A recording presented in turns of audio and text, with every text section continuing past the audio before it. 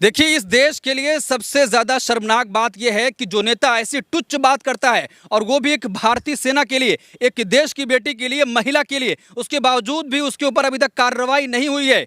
यहाँ तक कि कोर्ट को मजबूर होना पड़ा कि 4 घंटे के ऊपर आप एफआईआर दर्ज करिए। उसके बावजूद भी 12 घंटे बीत चुके थे, एफआईआर दर्ज नहीं हुई। और जब एफआईआर दर्ज होती है तो मामूली धाराओं में उसके ऊपर एफआईआर दर्ज होती है। उसके बावजूद भी कोर्ट मजबूर होकर यह कहता है कि आपने जिन भी धाराओं में मुकदमा दर्ज किया है इस पर कार्रवाई क्या हो सकती है। तो आप अंदाजा लगाइए कि एक देश की बेटी है, देश की महिला है और भारतीय सेना का जहां अपमान हुआ है, एक नेता ये कह रहा कि पाकिस्तानियों की बहन है। आप अंदाजा लगाइए इससे ज्यादा शर्मनाक बात और क्या हो सकती है। अभी तक उसको गिरफ्तार नहीं किया गया। सबसे ज्यादा शर्मनाक बात और है कि उसके डिफेंड में भारतीय जनता पार्टी के नेता खड़े हो गए, चाहे वहां के मुख्यमंत्री हो, चाहे डिप्टी सीएम हो। डिप्टी सीएम ने जिस तरीके से कहा कि तमाम भारतीय सैनिक और भारतीय सेना प्रधानमंत्री नरेंद्र मोदी के चरणों में नतमस्तक है। आप अंदाजा लगाइए, जो पार्टी अपने आप को यह कहती है कि राष्ट्रभक्त है, राष्ट्र प्रेमी है, उसी के तमाम नेता ऐसी बयानबाजी कर रहे हैं और सेना का अपमान कर रहे हैं। वो सेना जिसने पाकिस्तान को धूल चटा दी और वो दोनों महिलाएं जो पाकिस्तान में घुसकर वहां के आतंकियों को अंजाम तक पहुंचाया,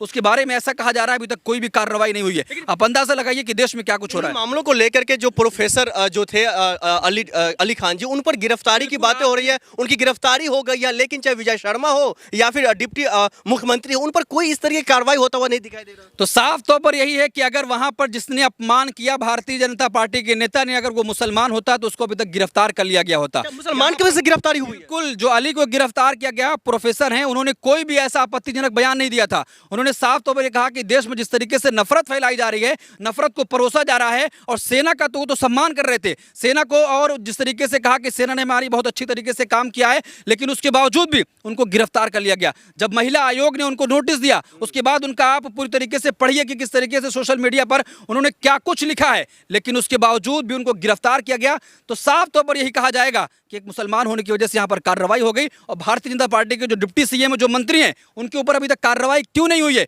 सुप्रीम कोर्ट भी सख्त हो गया है। सुप्रीम कोर्ट में पहुंचे थे कि मुझे परेशान किया जा रहा है। सुप्रीम कोर्ट यह कह रहा है कि आपने ऐसी तमाम चीजें की हैं, उसके बावजूद भी आप किस तरीके से यहां पर पहुंच गए। सुप्रीम कोर्ट के जो सबसे वरिष्ठ वकील है कपिल सिब्बल साहब, ये इनके समर्थन में आए। उन्होंने कहा कि इस तरीके से कोई बयान नहीं है, ये देश के विरोध बयान नहीं है या देश विरोधी बयान नहीं है। जिस तरह से कार्रवाई हो रही है, ये कहीं ना कहीं गलत हो रहा है प्रोफेसर साहब के साथ। बिल्कुल गलत हो रहा है, साफ तौर पर गलत हो रहा है। कपिल सिब्बल ने कहा कि हम इस पर सुनवाई चाहते हैं। सुप्रीम कोर्ट में वो तुरंत पहुंचे और सुप्रीम कोर्ट सुनवाई के लिए तैयार भी हो गया है। यानी साफ तौर पर जिस तरीके से एक विशेष समुदाय के होने की वजह से लोगों को परेशान किया जा रहा है और लोगों को फंसाने की कोशिश की जा रही है। आप अगर देखेंगे, गोदी मीडिया आए दिन ये खबर चलाता है कि देश के आतंकवादी जो हैं या जो घुसपैठियां वो मुसलमान हैं, या देश के लिए जासूसी जो कर रहे हैं वो मुसलमान है। लेकिन जो लंबी लिस्ट एक सामने आ रही है, आपको देखने को मिलेगा कि किस तरीके से लोगों को पकड़ा जा रहा है। चाहे ज्योति मल्होत्रा हो, ऐसे तमाम लोगों जो देश के लिए जासूसी कर रहे थे, पाकिस्तान के लिए काम कर रहे थे, उनको पकड़ा जा रहा है। देश के मीडिया को समझना होगा कि जिस तरीके से एक विशेष समुदाय के होने की वजह से आप तुरंत ये कहते हैं कि ये आतंकवादी है, ये पाकिस्तानी है, खालिस्तानी है, लेकिन यहां जो तमाम कार्रवाई हो रही है वो दिखाई नहीं दे रहा उसको। बहुत शुक्रिया।